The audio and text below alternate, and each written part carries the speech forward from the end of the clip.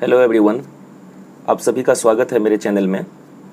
Guys, इस video में हम करेंगे क्वाड्रेटिक इक्वेशन क्लास 10 का चैप्टर 4 का क्वाड्रेटिक इक्वेशन का कंप्लीट कॉन्सेप्ट्स। ठीक है,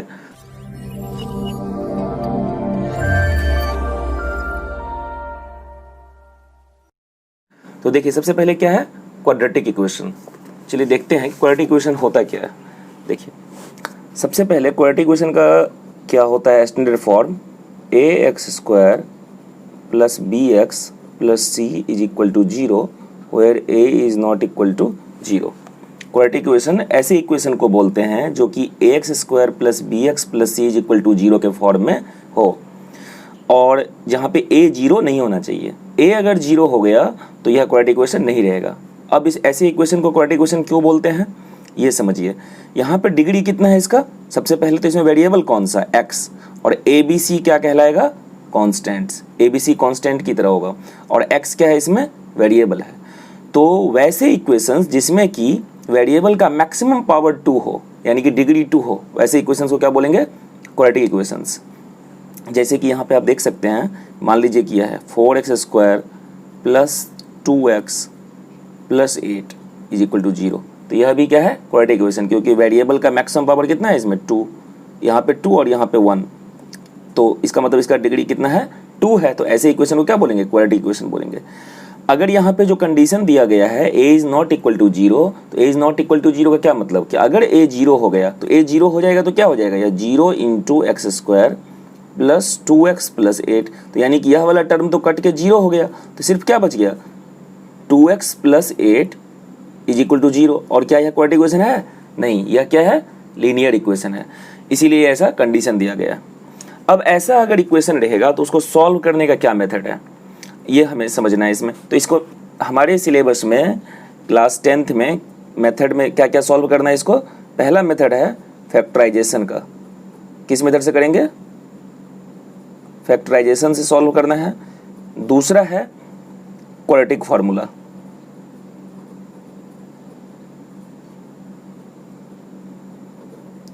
ठीक है। और एक तीसरा मेथड होता था जो कि अभी सिलेबस से बाहर कर दिया गया है, completing the squares.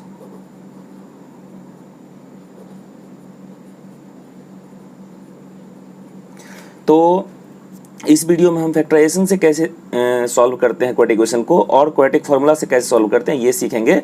Completing the squares नहीं सीखेंगे क्योंकि ये क्या अभी आउट ऑफ द सिलेबस है, लेकिन इसके लिए मैं एक सेपरेट वीडियो अलग से बना दूंगा।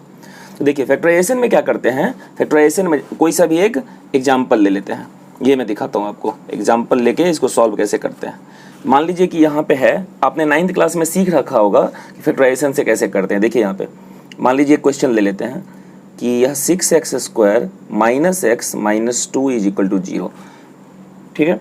तो 6x square minus x minus 2 is equal to zero, यह जो है क्या है एक क्वाड्रेटिक इक्वेशन है। इसको सॉल्व कैसे करेंगे, तो फैक्टराइजेशन से यानी कि मिडिल टर्म स्प्लिट से इसको पहले फैक्टराइज करेंगे। तो 6 इंटू 2 कितना हो जाएगा 12, क्योंकि हम जानते हैं कि जब यह स्टैंडर्ड फॉर्म में हो यानी कि पावर के डिक्रीजिंग ऑर्डर में हो तो फर्स्ट टर्म को कांस्टेंट वाले टर्म से इसके जो कोएफिशिएंट है 6, इसको इससे 2 से मल्टीप्लाई करते हैं तो जितना भी होता है मल्टीप्लाई करके 6 इंटू 2 कितना हो गया 12। इस 12 को फैक्टराइज करते हैं, फैक्टराइज कितना हो गया 2 6 12। और फिर आगे भी देखते हैं। देखिए नॉर्मली तो कंप्लीटली पूरा करना चाहिए, लेकिन मैं एक आपको शॉर्टकट बताता हूँ इसमें, ये बहुत ही बढ़िया चीज़ है।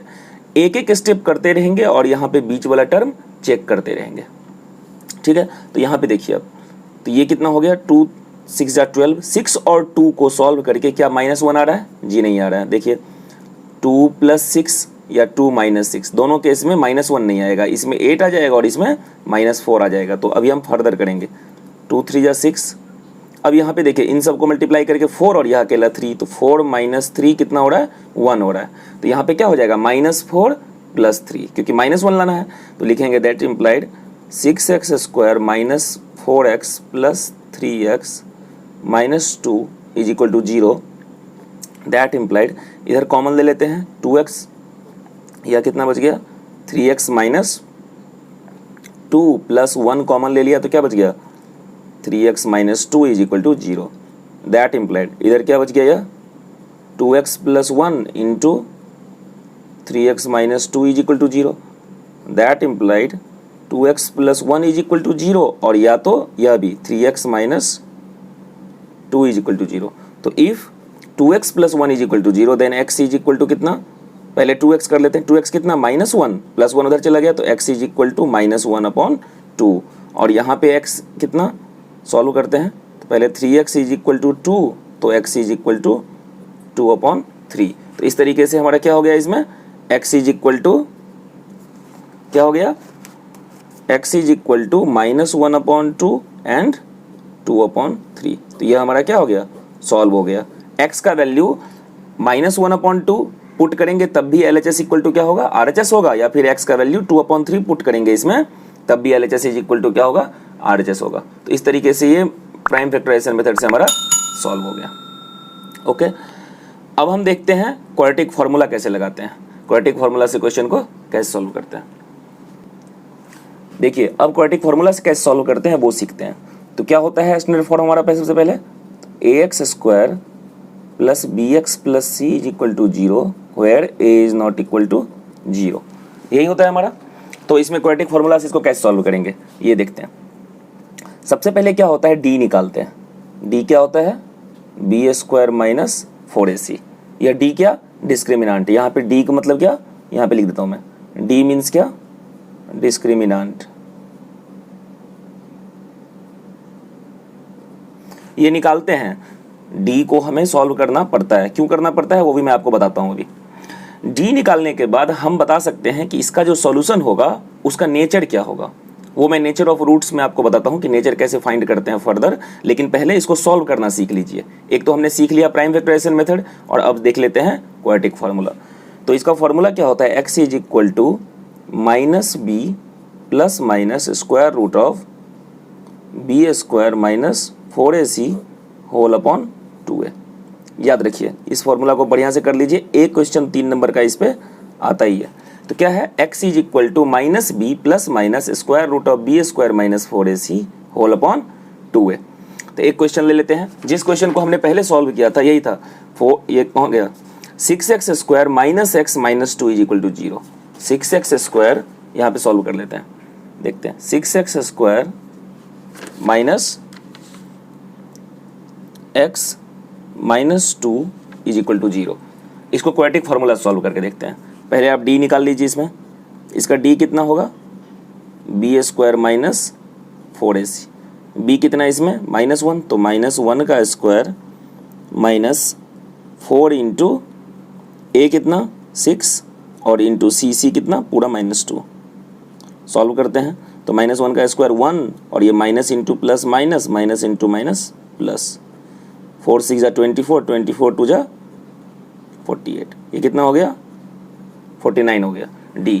और अब लगाते हैं इसमें क्वाड्रेटिक फार्मूला। तो क्वाड्रेटिक फार्मूला क्या होता है, x is equal to minus b plus minus square root of b square minus 4ac, या फिर यहाँ पे कोई d भी बोल सकता है पूरा इकट्ठा, क्योंकि d तो पहले ही मैंने लिख दिया था, इसलिए फिर भी यहाँ पे d आप लिख सकते हैं, that upon 2a, that is equal to minus b, तो माइनस तो फॉर्मूला का माइनस, और b कितना, यह माइनस तो लिखना ही पड़ेगा हमें, यहाँ पे -1 जो है वह b है, यहाँ पे b कितना है -1, लेकिन फिर भी माइनस का तो फॉर्मूला लिखना पड़ेगा, फॉर्मूला का माइनस, और b कितना है -1, तो लिख देते हैं -1 plus minus square root of b square minus 4ac हम पहले ही निकाल चुके हैं, यहाँ पे d का वैल्यू जो है पहले ही निकाल चुके हैं 49, तो यहाँ पे सीधा 49 लिख देते हैं अपॉन 2a, तो 2 इंटू a कितना है हमारा इसमें 6, तो 6। अब इसको सॉल्व कर दीजिएगा तो x का वैल्यू आ जाएगा, देखते हैं कैसे। दैट इज इक्वल टू, ये कितना हो जाएगा, माइनस इंटू माइनस प्लस, तो 1 और यहाँ पे प्लस माइनस, रूट 49 कितना 7 7 जा 49, तो 7 अपॉन 6 2 जा 12, तो दैट इज इक्वल टू यह कितना हो गया 1 प्लस माइनस 7। तो अब देखिए यहाँ पे एक क्या हो जाएगा, यहाँ पे नहीं, यहाँ पे लिखते हैं एक लिख लेंगे 1 प्लस 7 अपॉन 12, अपॉन 12 तो दोनों में कॉमन है, और दूसरा 1 माइनस 7 अपॉन 12, तो यही दो इसके आंसर्स आ गए। तो ये कितना हो गया 1 प्लस 7 8, 8 अपॉन 12, और यह कितना हो गया -6 अपॉन 12। इसको सॉल्व कर देंगे तो क्या हो जाएगा 4 2 जा 8, 4 3 जा 12, और यहाँ पे 3 2 जा 6, 3 4 जा 12। तो ये कितना हो गया 2/3 और यह माइनस, और इसको आंसर कैंसिल करते हैं, 2 × 1 = 2, 2 × 2 = 4, तो -1/2। तो यह दोनों क्या हो गया हमारा, इस x का वैल्यू हो गया। और पीछे देखते हैं, पीछे कितना आया था जब प्राइम फैक्टराइजेशन मेथड से किया था हमने, तब कितना आया था, यहाँ पे भी आया था वही 2/3 एंड -1/2। जब हमने फैक्टराइजेशन मेथड से किया मिडिल टर्म स्प्लिट करके क्वाड्रेटिक इक्वेशन को, तब भी यही हुआ। और यहाँ पे जब हमने क्वाड्रेटिक फार्मूला लगा के सॉल्व किया है इसको, सेम इक्वेशन को देखिए यहाँ पे 6x² - x - 2 = 0 को सॉल्व किया है, तो हमारा x का वैल्यू क्या आया है 2/3 एंड -1/2 सेम आया, तो मीन्स ठीक है हमारा। तो क्वाड्रेटिक फार्मूला आप समझ गए। क्वाड्रेटिक फार्मूला में क्या होता है, x = -b ± (b² - 4ac whole) 2a, या फिर ये भी लिख सकते हैं कि -b ± अलग से (b² - 4ac ना लिख के हम सीधा d लिख दें अपॉन 2a। तो ये अभी क्या हो जाएगा हमारा, इसका सेम फार्मूला है। ओके, आई होप कि आप ये समझ गए होंगे। और अगर अभी तक आपने इस चैनल को सब्सक्राइब नहीं किया है तो प्लीज़ सब्सक्राइब कर लीजिए और अपने ज़्यादा से ज़्यादा दोस्तों तक शेयर कीजिए। मैं एक एक क्वेश्चन सारा कंप्लीट कोर्स यहाँ पे कंप्लीट करवाऊंगा। अब देखते हैं इसका नेचर ऑफ रूट्स। जैसे कि यहाँ पे हमने जब सॉल्व किया इस क्वेश्चन को, तो क्या क्या आया 2/3 एंड -1/2, यह दोनों तो हमारा क्या है, रियल नंबर है। लेकिन इसका नेचर नॉर्मली होगा क्या, हम कैसे बता सकते हैं? क्या हम हमेशा सॉल्व करेंगे इसको तब हम बताएंगे कि वही कैसा आ रहा है, तब नेचर बताएंगे? हो सकता है कभी ये दोनों इक्वल भी हो सकता है कि कभी अलग अलग भी हो सकता है कि ऐसा कुछ नंबर ही नहीं आए, ऐसा कोई नंबर आ जाए जिसमें नीचे 0 आ जाए, कुछ अलग आ जाए, तो हम उसको कैसे देखेंगे? इसके लिए हम पढ़ते हैं नेचर ऑफ रूट्स का कंसेप्ट। ओके, तो नेचर ऑफ रूट्स के बारे में देखते हैं, यहीं पे मैं बताता हूँ आपको। देखिए, अब नेचर ऑफ रूट्स के बारे में देखते हैं कि नेचर ऑफ रूट्स कैसे निकालते हैं। नेचर ऑफ रूट्स, बिना रूट निकाले हुए हम कैसे बता सकते हैं कि ये होने वाला कैसा है? ठीक है, तो देखिए ध्यान से, सबसे पहले क्या करेंगे, डी निकालेंगे। कोई भी इक्वेशन रहेगा, मान लीजिए किया है x² + bx + c = 0 standard form में, यह एक क्वाड्रेटिक इक्वेशन दिया हुआ है वेयर a ≠ = 0, यह दिया हुआ है। अब इसी का नेचर हमें फाइंड करना है, तो सबसे पहले क्या निकाल लेंगे, स्टेप 1 में d फाइंड कर लीजिए। अब d कितना होगा, b² - 4ac। अब इसके बाद कंडीशन 1 क्या होगा, पहला d क्या क्या हो सकता है, या तो एक कांस्टेंट कुछ ना कुछ आएगा सॉल्व कर करके। पहला कंडीशन कि if d is greater than 0, जब d 0 से बड़ा होगा, यानी कि क्या होगा 0 पॉइंट समथिंग, 0.1 0.2 0.3 या फिर 1 2 3 4 5 6 या फिर कुछ भी 0 से बड़ा होना चाहिए। तो जब d का वैल्यू यानी कि b² - 4ac का वैल्यू 0 से बड़ा होगा, तब इसका रूट्स कैसा होगा, real roots, real and distinct roots, real and distinct roots. जैसे कि यहाँ पे देखिए, जब हमने इस क्वेश्चन में d निकाला था यानी कि b² - 4ac इक्वेशन का, तो d कितना आया था 49। यहाँ पे देखिए ध्यान से 49 आया था, तो 49 क्या था, 0 से बड़ा था, तो इसके रूट से हमने निकाला, तो इसका रूट भी क्या आया, अलग अलग आया, रियल नंबर भी हुआ और अलग अलग भी हुआ। तो हमारा यहाँ पे तो ये वेरीफाई भी हो रहा है।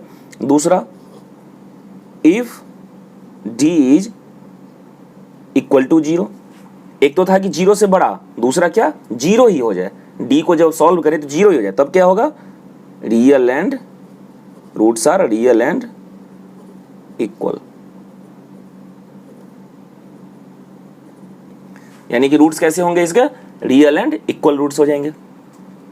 ओके, अब अगर तीसरा, अभी जब आप क्वेश्चंस करेंगे तो रियल एंड इक्वल का भी एक एग्जांपल ऑटोमेटिक आ जाएगा। हम डी फाइंड करेंगे और फिर डी 0 हो जाएगा, तो हम समझ जाएंगे कि रियल एंड इक्वल रूट्स होगा। तीसरा, if D is less than 0, तब रूट्स कैसा होगा, नो रियल रूट्स।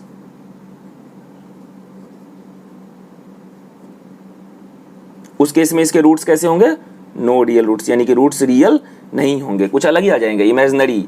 उसमें कैसा होगा ये भी समझ लीजिए, जब d 0 से छोटा होगा यानी कि नेगेटिव होगा, 0 से छोटा मीन्स क्या, नेगेटिव, -1 -2 -3 -1.5 -2.5 कुछ ऐसा, तो यहाँ पे क्या होगा, रूट के अंदर नेगेटिव आ जाएगा। तो जैसे कि देखिए 49 का रूट तो हम जानते हैं कि 7 होता है, लेकिन अगर यहाँ पे -49 होता तो फिर हम इसका रूट ही नहीं निकाल सकते। तो वैसे केस को क्या बोलते हैं, इमेजिनरी रूट्स, जो कि हम 11th क्लास में पढ़ते हैं। ओके, आई होप कि आप ये समझ गए होंगे। अब इस चैप्टर में ऐसा नहीं है कुछ, अब एक अलग सी वीडियो में बना दूंगा कंप्लीटिंग द स्क्वायर्स का, ठीक है। अगर अभी तक आपने इस चैनल को सब्सक्राइब नहीं किया है तो प्लीज़ सब्सक्राइब कर लीजिए, और इसी तरह के वीडियोज़ के लिए बने रहिए, इसमें देखते रहिए चैनल, ठीक है। Thank you.